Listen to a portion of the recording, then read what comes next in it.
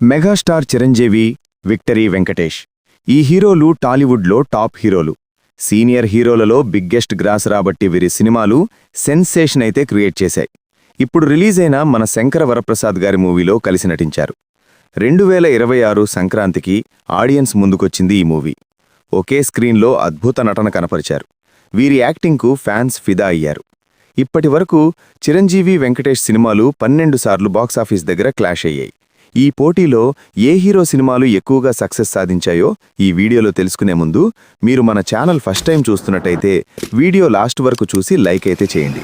అలాగే సబ్స్క్రైబ్ అయితే చేసుకుని పక్కనే ఉన్న బెల్ ఐకాన్ని యాక్టివేషన్ అయితే చేసుకోండి. నేను చేసే ప్రతి వీడియో మీకు నోటిఫికేషన్గా చాలా స్పీడ్గా అయితే రీచ్ అవుతుంది. ఇప్పుడైతే మనం మన వీడియోలోకి అయితే వెళ్దాం. వీడియో లాస్ట్ వరకు చూసి ఇప్పుడు మనం చెప్పుకోబోయే మూవీస్లలో మీకు నచ్చిన మూవీ ఏదో కామెంట్ చేయండి. మొదటిసారి 1986లో చిరంజీవి చంటబ్బాయి, వెంకటేష్ కలియుగ పాండవులు సినిమాలు పోటీపడ్డాయి. ఈ పోటీలో ఈ రెండు సినిమాలు సక్సెస్ సాధించాయి. కలియుగ పాండవులతో వెంకటేష్ టాలీవుడ్కి పరిచయమయ్యారు. 1986 ఆగస్టు 14న కలియుగ పాండవులు రిలీజైంది. 8 రోజుల గ్యాప్లో చంటబ్బాయి ఆగస్టు 22న రిలీజైంది. చిరంజీవి కామెడీ టైమింగ్తోనే సక్సెస్ సాధించింది మూవీ. రెండోసారి అదే సంవత్సరంలో 1986 నవంబర్ 14న బ్రహ్మరుద్రుడు రిలీజైంది. నవంబర్ 22న ధైర్యవంతుడు మూవీ ఆడియన్స్ ముందుకైతే వచ్చింది. బ్రహ్మరుద్రుడు, ధైర్యవంతుడు సినిమాలు పోటీతో రిలీజైనా ఫలితమైతే దక్కలేదు. ఈ రెండు సినిమాలు దారుణంగా డిజాస్టర్స్గా మిగిలాయి. మూడవసారి 1988 సంక్రాంతికి చిరంజీవి, వెంకటేష్ సినిమాలు క్లాష్ అయ్యాయి. జూన్ 15న చిరంజీవి ఎస్పీ పరశురాం మూవీ రిలీజైంది. 7 రోజుల క్యాప్లో జూన్ 23న సూపర్ పోలీస్ మూవీ రిలీజైంది. రొటీన్ స్టోరీతో తెరకెక్కి ఫ్లాప్ అయింది మూవీ. ఎస్వి పరశురాం హెవీ అంచనాల మధ్య గ్రాండ్గా రిలీజైంది. అయినా కానీ ఫలితమైతే దక్కలేదు. ఫైనల్గా ఈ రెండు సినిమాలు సక్సెస్ అయితే సాధించలేదు. 9వసారి 1997 సంక్రాంతికి చిరంజీవి, వెంకీ సినిమాలు రిలీజయ్యాయి. ముందుగా 1997 జనవరి 4వ తేదీన హిట్లర్ మూవీ రిలీజైంది. చిరంజీవికి కంబ్యాక్ ఫిలిం ఇది. ఇదొక రిమిక్ మూవీ. ఆ తర్వాత 6 రోజుల గ్యాప్లో జనవరి 10న చిన్నబ్బాయి ఆడియన్స్ను పలకరించింది. కె. విశ్వనాథ్ గారు దర్శకత్వం అయితే వహించారు. హిట్లర్ బ్లాక్ బస్టర్ అవగా చిన్నబ్బాయి ఫ్లాప్ అయింది. అంచనాలను అందుకోలేకపోయింది మూవీ.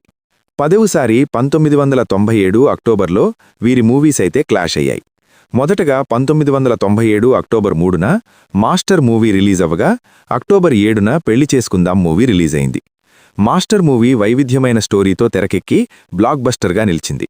చిరంజీవి గారు క్లాసిక్ సక్సెస్ అందుకున్నారు.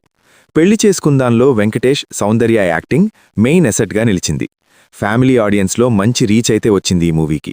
అందుకే ఈ రెండు సినిమాలు సక్సెస్ అయితే సాధించాయి. 11వసారి 2000 సంవత్సరం సంక్రాంతికి వీరి మూవీస్ అయితే రిలీజ్ అయ్యాయి. మొదటగా జనవరి 7న అన్నయ్య మూవీ రిలీజైంది. ఫ్యామిలీ ఎంటర్టైనర్గా, సెంటిమెంట్ మూవీగా తెరకెక్కించాడు దర్శకుడు ముత్యాల సుబ్బయ్య. అలాగే జనవరి 14న కలిసుందాంరా మూవీ రిలీజైంది. రొటీన్ స్టోరీతో తెరకెక్కింది మూవీ. వెంకటేష్ గారి సినీ కెరీర్లో ఆల్ టైమ్ రికార్డు నెలకొల్పింది. అన్నయ్య, కలిసుందాంరా సినిమాలు నాన్ ఇండస్ట్రీ రికార్డైతే క్రియేట్ చేశాయి.